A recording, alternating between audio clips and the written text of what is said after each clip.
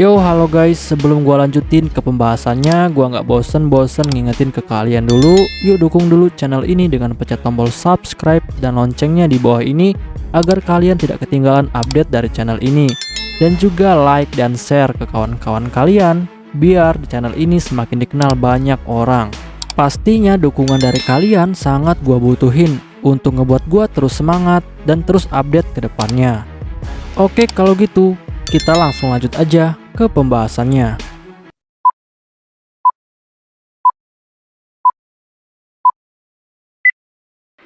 Yo, halo guys, di video gua kali ini gua bakal ngebahas light novel Mahoka Koko Naruto Save volume ke-12 chapter pertama, Arc Double Seven.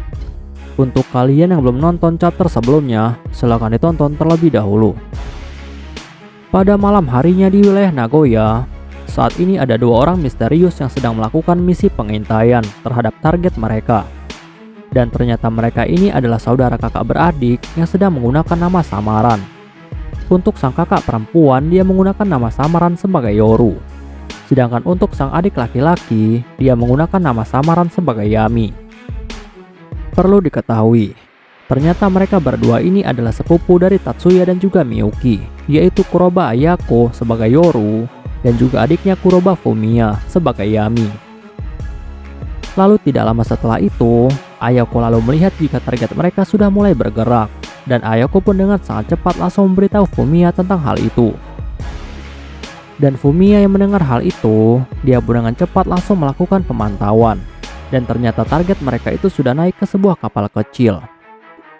Lalu tidak lama setelah itu, ternyata target mereka itu sedang bertemu dengan seseorang yang terlihat seperti jurnalis.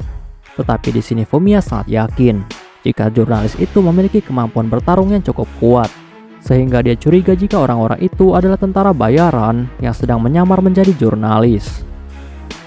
Lalu setelah itu Fumiya pun langsung bilang kepada kakaknya jika saat ini adalah waktu yang tepat untuk bertindak. Ayako yang mendengar itu, dia pun langsung setuju. Lalu dengan sangat cepat, Fumiya pun langsung menggunakan sihir Mock Teleportation miliknya dan langsung berpindah ke dalam kapal tersebut dan melakukan penyergapan.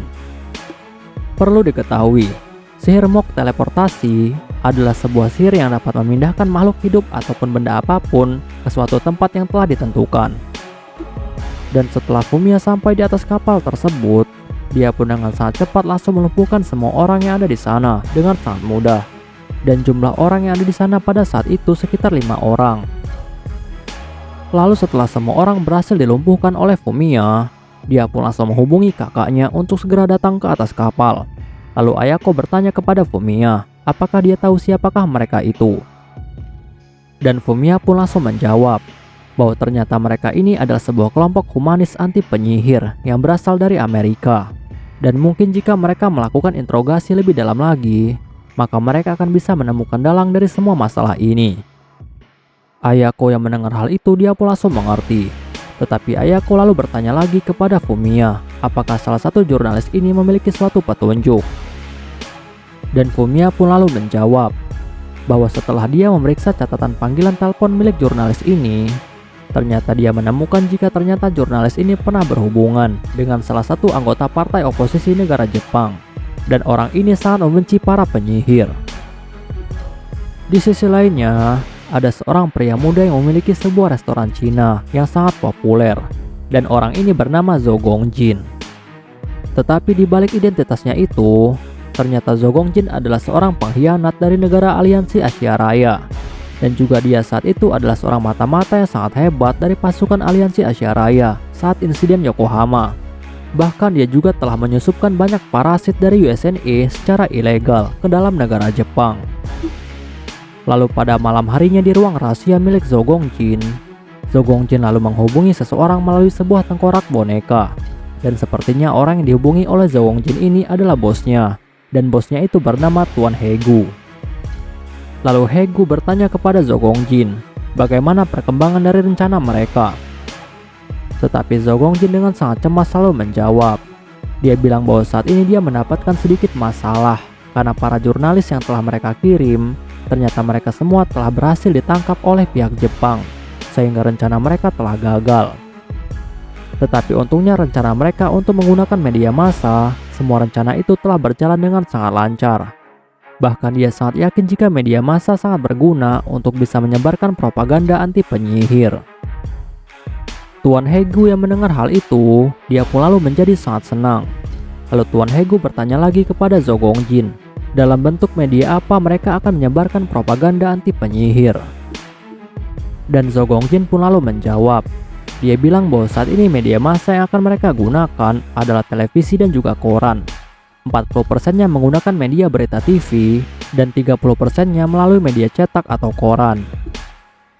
Tuan Hegu yang mendengar hal itu, dia pun langsung bilang kepada Zhou Gongjin bahwa jika semua telah siap, maka semua propaganda harus segera disebarkan, sehingga para politikus negara Jepang yang tidak suka dengan penyihir, maka mereka pasti akan segera bertindak. Zhou Gongjin yang mendengar hal ini, dia pun langsung patuh dengan perintah itu. Sedikit informasi, Zhou Gongjin adalah seorang pengguna sihir kuno dari negara Dahan, dan kemampuannya ini adalah kemampuan yang berhubungan dengan mayat ataupun roh. Pada keesokan harinya, ini adalah hari pertama tahun ajaran baru. Lalu hari ini Tatsuya dan juga Miyuki telah berangkat ke sekolah pagi-pagi sekali. Tetapi saat mereka sampai di sekolah, ternyata Tatsuya merasakan ada seseorang yang sedang menatap ke arah mereka dengan tatapannya sangat tajam. Sedangkan Miyuki yang menyadari hal ini, dia pun langsung bilang kepada Tatsuya bahwa laki-laki yang sedang menatap mereka itu, dia adalah anak tertua dari keluarga Shippo. Tapi Tatsuya dan Miyuki memutuskan untuk tidak terlalu peduli dengan hal itu. Lalu tidak lama setelah itu, akhirnya datanglah teman-teman Tatsuya yang lain, yaitu Erika, Leo, Honoka, Shizuku, Mizuku, dan juga Mikihiko. Tetapi di tahun ini mereka telah memiliki kelas yang berbeda. Untuk Tatsuya dan Mizuki, mereka berdua masuk ke dalam kelas teknik sihir. Untuk Mikihiko, dia telah naik tingkat dari kelas Wit menjadi kelas Bloom. Sedangkan untuk Erika dan juga Leo, mereka masih tetap di kelas F. Lalu setelah Tatsuya dan juga Miyuki sampai di kelas E, yaitu kelas teknik sihir, Erika pun lalu bilang kepada Tatsuya bahwa ternyata kelas teknik sihir banyak sekali murid-murid yang dia tidak kenal. Tetapi ada satu murid yang membuatnya tidak nyaman karena orang itu terus melihat ke arah Tatsuya dengan tatapan penuh kebencian. Tatsuya mendengar hal itu, dia sebenarnya sudah menyadari sejak awal jika anak itu pasti sangat membenci dirinya. Lalu Tatsuya memberitahu Erika bahwa anak itu bernama Chiaki Hirakawa. Dan kemungkinan alasan Chiaki Hirakawa sangat membenci dirinya adalah karena dia menganggap jika dirinya adalah penyebab dari kecelakaan kakaknya saat kompetisi 9 sekolah. Perlu diketahui, Chiaki Hirakawa adalah adik dari Chiaki Koharu. Dan pada saat kompetisi 9 sekolah, Chiaki Koharu telah mengalami kecelakaan karena si Edi-nya telah disabotase. Sehingga karena kecelakaan itu akhirnya Koharu mengalami cacat dan tidak bisa lagi menggunakan sihir. Tetapi adiknya yaitu Chiaki Hirakawa, dia lalu menuduh Tatsuya sebagai penyebab kecelakaan dari kakaknya. Karena dia tahu bahwa Tatsuya adalah teknisi sihir pada saat itu. Dan dia juga menduga jika Tatsuya pasti sudah tahu jika si Edi kakaknya telah disabotase. Tetapi Tatsuya malah membiarkan hal itu terjadi. Lalu saat Erika sudah sangat kesal kepada Chiaki, untungnya tiba-tiba ada seorang anak laki-laki menghampiri mereka. Lalu anak laki-laki itu langsung mengenalkan dirinya kepada Tatsuya. Dia bilang bahwa namanya adalah Tomitsuka Hagane, dan dia sangat senang bisa bertemu dengan seorang jenius seperti Tatsuya. Tetapi Erika dengan sangat santai, dia pun langsung bilang kepada Tomitsuka bahwa dia tidak menyangka jika Tomitsuka yang mendapatkan peringkat 5 di kelas A, dia malah akan pindah ke kelas teknik sihir. Perlu diketahui, Tomitsuka adalah salah satu siswa berprestasi di SMA pertama.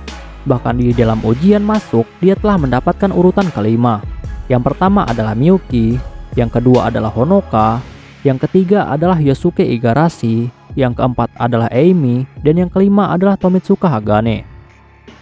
Lalu Tomitsuka langsung bilang kepada Erika bahwa wajar saja jika Erika menganggapnya sebagai orang yang berbakat di dalam dunia sihir. Karena mereka berdua berasal dari 100 keluarga, yaitu keluarga Chiba dan juga keluarga Tomitsuka. Perlu diketahui, walaupun Tomitsuka Hagane terlihat merendah kepada Erika dan juga Tatsuya, tetapi sebenarnya dia memiliki kemampuan petarung jarak dekat yang sangat hebat. Bahkan ada sebuah rumor yang mengatakan jika Tomitsuka Hagane, dia ini memiliki sebuah julukan karena kemampuan bertarungnya yang sangat hebat, yaitu rank 0. Julukan Rank Zero adalah sebuah julukan yang telah didapatkan oleh Tomitsuka Hagane karena kemampuannya di dalam bidang pertarungan jarak dekat. Bahkan bisa dibilang yang paling kuat di antara yang lainnya.